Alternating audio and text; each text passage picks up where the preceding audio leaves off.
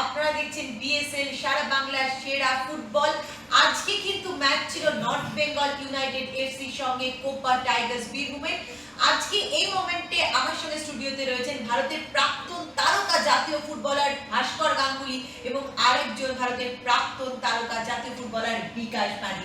দুজনকেই স্বাগত জানাচ্ছি। প্রথমে বয়সের দৃষ্টিতে ভাস্করদা বড়, আমি জিজ্ঞেস করবো ভাস্করদা, একের পর এক গোল নষ্টের খেসারত এবং প্রচন্ড ফাস্ট ফুটবল, প্রেসিং ফুটবল, মনে হচ্ছিল যে কোনো মোমেন্টে হয়তো ম্যাচে আমরা গোল দেখতে পাবো, রেজাল্ট দেখতে পাবো।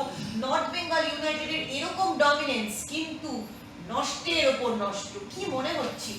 আমি খেলার প্রথমেই বলেছিলাম নর্থ বেঙ্গল টিম নামে ও দামে ভাই, কোপাটাই অপেক্ষা একটু দুর্বল হলো।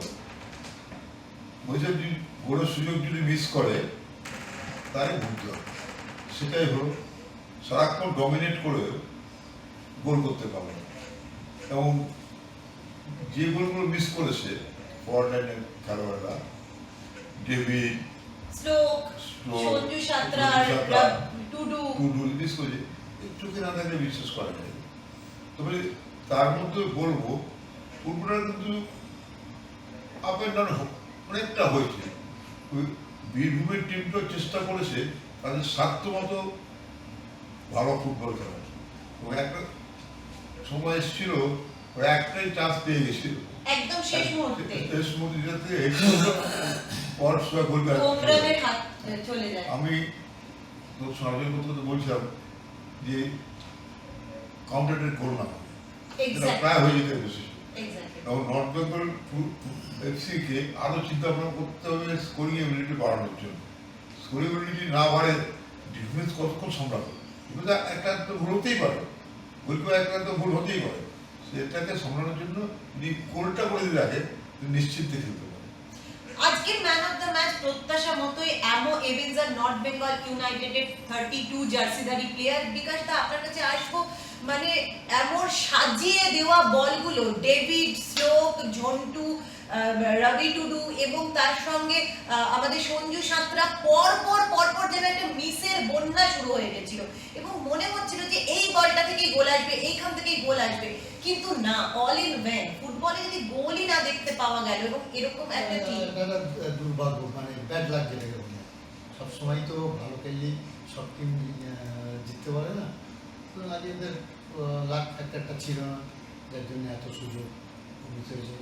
নেক্সট ম্যাচ হয়তো একদম শেষ মুহূর্তে যদি কোমরান একটা সুযোগকে কনভার্ট করে দিত তাহলে কিন্তু বিপদ হতে পারত। এটাই আমরা সবসময় একটা অনুমান করছিলাম যে সারাক্ষণ এরা অ্যাটাক করতে একটা কাউন্টার অ্যাটাক না গোল খেলে যায়। ভাস্করদা, আমি বিকাশের কথা শুনি। তাই 0 থেকে 1 পয়েন্ট করে পেয়েছে, ঠিকই আছে। ভাস্করদা, আপনার কাছে আসবো। বিএসএল কিন্তু একটা দারুণ জিনিস ফুটবলে ইনক্লুড করেছে, সেটা দর্শকদেরকে আরো এন্টারটেইনমেন্ট দেওয়ার জন্য, এনগেজ রাখার জন্য। সেটা হচ্ছে প্রত্যেকটা ম্যাচে নির্ধারিত সময়ে যাই ম্যাচের রেজাল্ট হোক না কেন, বিএসএল কিন্তু তার দর্শকদেরকে একটা করে পেনাল্টি শুট আউট উপহার দিচ্ছে। আজকে এই নর্থ বেঙ্গল ইউনাইটেড এফসি ম্যাচটা দেখতে দেখতে কি মনে হচ্ছিল না, আপনি যেটা বলছিলেন যে নর্থ বেঙ্গল ইউনাইটেডের প্লেয়ারদের না মানে স্কোরিং এবিলিটি বাড়াতে হবে, এটা একটা ভালো প্র্যাকটিস হয়ে যাচ্ছে ম্যাচের শেষে? অবশ্যই ভালো প্র্যাকটিস হচ্ছে, কিন্তু এই যে সিদ্ধান্তটা নেওয়া হয়েছে সেটাকে কার্যকর করতে গেলে আরো মানে পারফেকশন দরকার, প্র্যাকটিস দরকার। পেনাল্টিটা পুরোপুরি নির্ভর করে যে শুটার তার ভালো ভালো মারতে পারে, গোলগুলি কোনো ক্ষমতা নেই সেভ করা। এটা পেনাল্টি আলাদা পার্ট, আর ফুটবল মাঠে ফুল টাইম খেলাটা অন্য একটা পার্ট। এখানে সব বিভিন্ন লোক ধাওয়া করে, ওর মধ্যে ঠান্ডা মাথায় গোলে বল রাখতে হবে, যেটা একটু আগে বলছিলাম আমি, রিবাউন্ড বলটা। আজকে যে ম্যান অফ দ্য ম্যাচ হলো তার পড়া প্রেসিং শটটা রিবাউন্ড হলো, ফাঁকা গোল, গোলটা পড়ে রয়েছে, ওইখানে ঠিক করে ঠান্ডা মাথায় বলটা রাখলে বড় কেরি ঢোকা, ঠান্ডা মাথায় রাখতে হবে।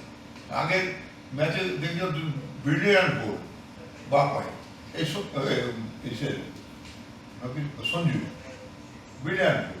আজকে আশা করেছিলাম যে নর্থ বেঙ্গল ফুটবল ক্লাব সহজেই জিতবে, কিন্তু যেটা হলো না, এটা আমার কাছে অতটা খারাপ লেগেছে যে চ্যাম্পিয়নশিপ দৌড়ে একটু হলেও পিছিয়ে পড়লো। যে চারটে দল টপে যাবে এর মধ্যে নর্থ বেঙ্গল এফসি অন্যতম দাবিদার। Correct.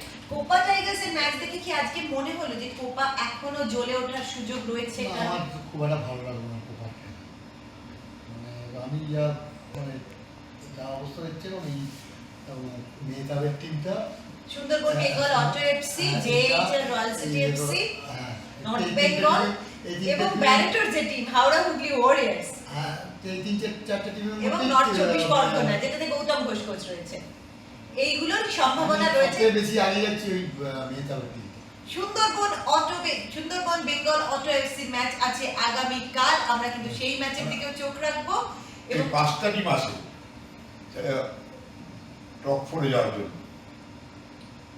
Canning, Sundarban Sundarban, Bengal auto FC, Howrah Hooghly, Howrah Hooghly warriors, north Chobbish Pargana, north Chobbish Pargana, Malda Murshidabad JHL royal city FC. আর নর্থ বেঙ্গল। এই 5টার মধ্যে 4টে টিম যাবে। 5 কেটে 1 নেমে 4 আসবে, কোন 4 দেখার জন্য চোখ রাখতে হবে এসএসসিএন এ।